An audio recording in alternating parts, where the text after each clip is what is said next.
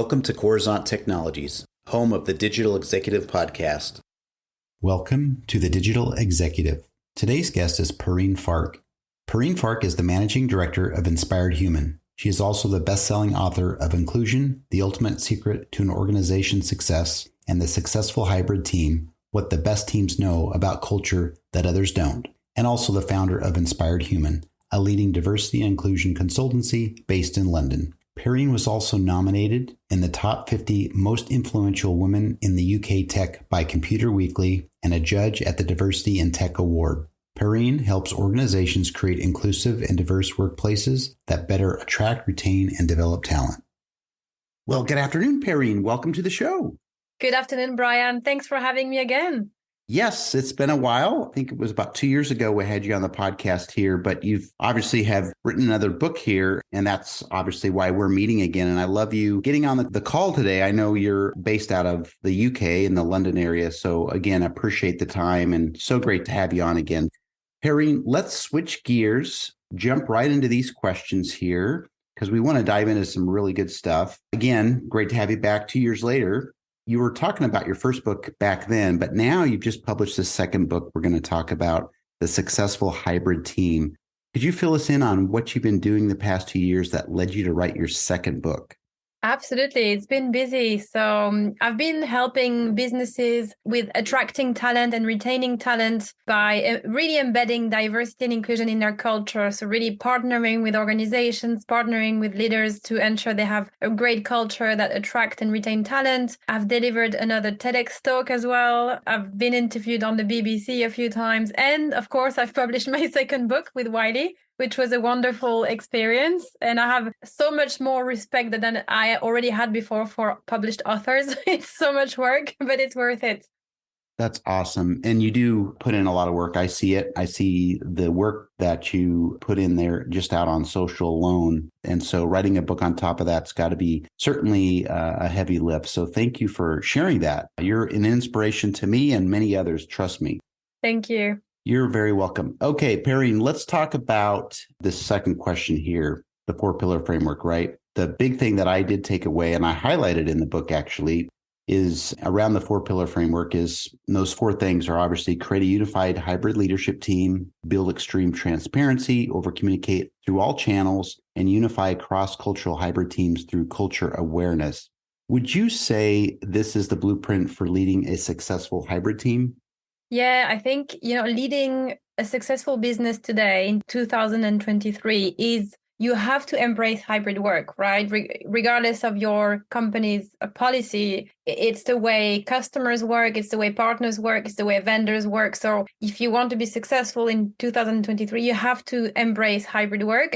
And based on my work with so many organizations, I can say that, yes, leaders need to become really, really great at communication, transparency, cultural awareness, and unifying their leadership team. In my experience, I found that if leaders can do those 4 things, they're usually in a very good place when it comes to running a successful business. Awesome. Thank you. And we were just talking about this before we hit the record button, but it is certainly an uphill battle in some cases with managing a hybrid team. Obviously, everybody's doing it now. Even though the pandemic's over, I think we're in that mode. And some people are struggling with it, obviously, because they're making people come back into the office. And there's good reason for that in some occasions, of course, but it's certainly a challenge. So thank you.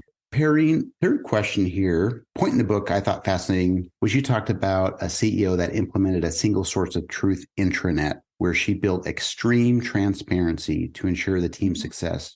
Maybe you could share your thoughts on extreme transparency. Yeah, of course. So I have, as you know, I have a whole chapter on the topic of transparency in hybrid work. I think the whole idea behind that is really that imagine if you're an employee in hybrid work and perhaps you have some doubt. The fact that you're remote, the fact that maybe you're not in the office every day, you have more doubts around, is my job secure? Is my company secure, financially stable? Am I safe? Especially in the tech world, there's been a lot of layoffs happening and a lot of tech companies, Salesforce, Facebook, Twitter and other companies. So a lot of people might be feeling, okay, am I safe? Is it a safe place to be, etc. So the idea of transparency is that if the leaders are actually talking about the issues, because let's face it, no business is a straightforward sort of happy, always happy scenario. There are going to be some bumps in the road. So if leaders talk about those challenges in an open way with the team, what it's going to do is it's going to make employees feel that actually they understand what's going on and they are part of the discussion, as opposed to, there is leaders completely ignore the challenges of maybe of the macroeconomic situation and the challenges that are happening in industry. And as a result of that sort of silence radio, employees feel even more, let's say, scared or anxious. So that's the idea behind transparency, being transparent, talking about some of the challenges. And in the chapter in my book, I talk about things like, attracting and retaining transparent people, encouraging leaders to embrace social media. That's an interesting one. The idea of encouraging, not forcing, of course, but gently encouraging leaders to embrace social media. Maybe they prefer Twitter, maybe they prefer Facebook, maybe they prefer LinkedIn, but really talk about, okay, we had a great week this week. It was really nice to have that team, dinner, that team building, because they're actually sharing the culture, which is really important. So in an authentic way, of course, in a way that's authentic to them and to their voice, and things like promoting open communication. So I talk about implementing an open Zoom door policy. And by that, I mean that, people are welcome to join a Zoom meeting where maybe they were not invited. As an example, maybe leaders can have a weekly Friday lunchtime open Zoom door policy whereby anybody can book a meeting in their calendar to speak, for example. Or I talk about creating a flatter organization, meaning less hierarchy if possible. It's not always possible, but having a more open kind of leadership to employee communication channel. So those are some ideas that I share in my book, especially in the transparency. But essentially, to answer your question, Brian, it's about creating that space where employees feel like they understand what is going on in their organization. They feel that they are part of the dialogue. They don't have all the answers, nor do the leaders have all the answer, but at least they are part of the discussion and they are in the loop. They understand what's going on. Thank you very much. That's helpful. I'm taking notes actually here. This is so awesome. I want to get better, as well as many other leaders across the world that want to get this hybrid work correct. So thank you. Perrine, last question here, and maybe you can share with our audience, what is the single most important message you could share with our audience on building a successful hybrid team? What a great question. It's a really great question. I think really the fundamental of my message in this book and also in my previous book, really the fundamental of my message is understanding that building a great culture is not just nice to have. It's not just, the right thing to do or just nice to have. It's actually good to increase your business profits. So really it's understanding that, again, building that great culture will increase your business profits. So making sure you have a plan to build a great culture to attract and retain great talent in 2023 that's my message. So ensuring that you do have a plan, you do have a strategy to have a great culture. You don't just talk about it, but you implement and you treat it as any other business priority, and you follow through in order to, at the end of the day, impact the bottom line of the business, increase your profits, and understanding those two things are very much interconnected. That would be my message.